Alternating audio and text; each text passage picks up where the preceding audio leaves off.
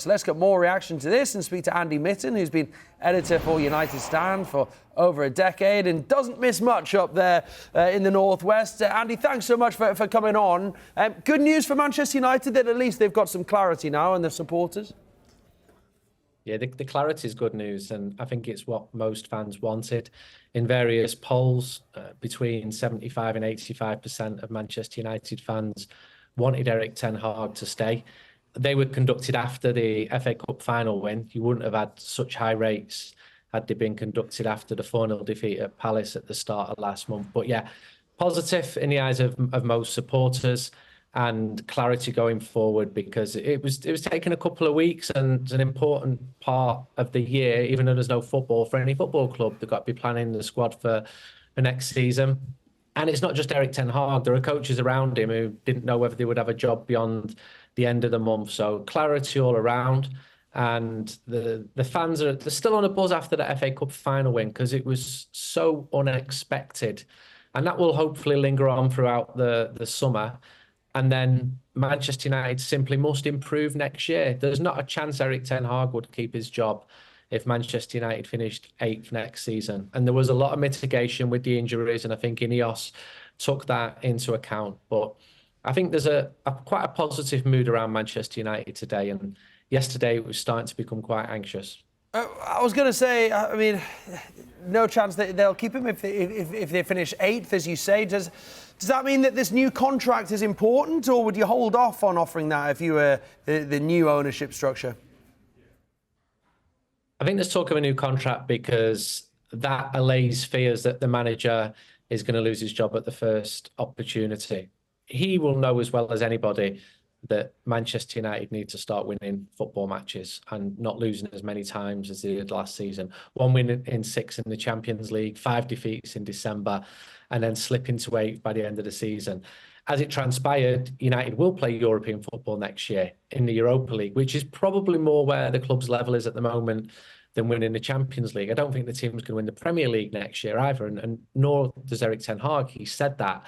But there needs to be a significant improvement. And if there isn't, I feel that you would get a situation similar to Ole Gunnar Solskjaer, which was November, October, similar to Jose Mourinho. He lost his job in the December.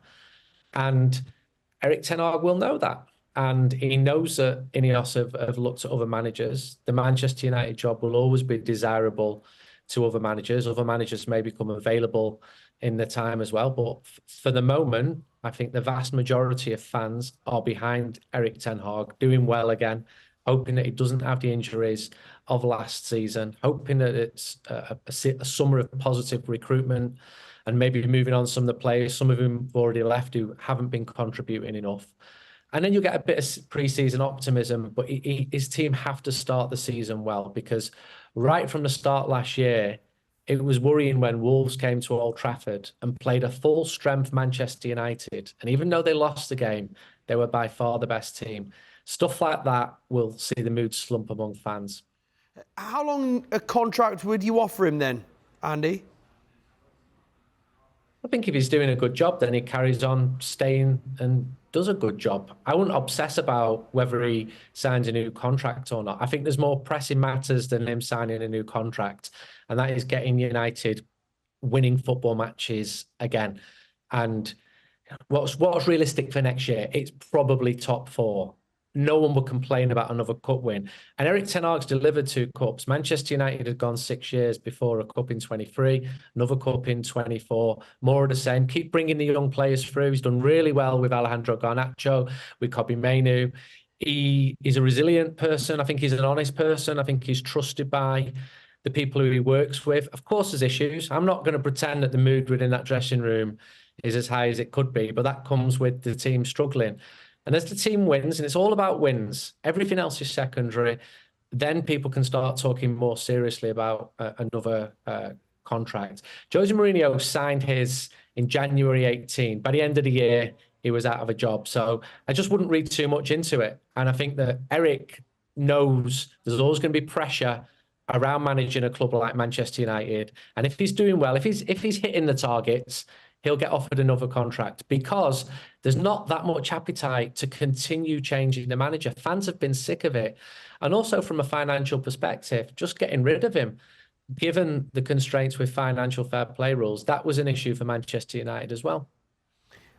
And there's, of course, this new structure in place next season, Andy. So is Ten Hag's life going to be easier? Do you feel he'll have more stability around him? So, I mean, that was one of the big mitigating circumstances as well, I suppose, all the change behind the scenes.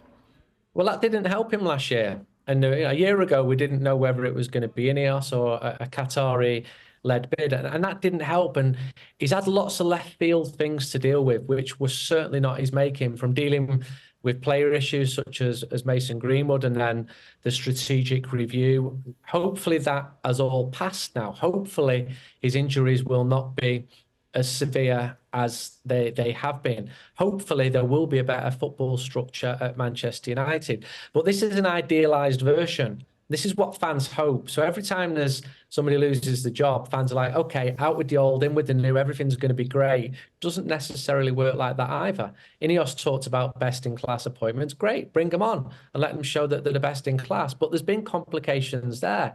Omar Barreda starts work in a month's time. Dan Ashworth, we don't know when he's going to start work at Manchester United. So it's been complicated to this point, and there's been a lot of change at the club. I've been covering Manchester United for 35 years since I was a kid, and I have never seen so many changes at a club where there's always changes. That's been the constant, as this year. You're talking, I think, 7 of the 9 senior management positions have changed within the last couple of months. And some of them people were very good at the jobs. And the new people have got to come in and be even better at the jobs. And I hope they are. I hope they succeed. I hope everything's absolutely fine at Manchester United. But history has taught me to be slightly circumspect. Andy, really appreciate your time. Thank you so much. And I hope you have a good summer ahead of next season. Thank you.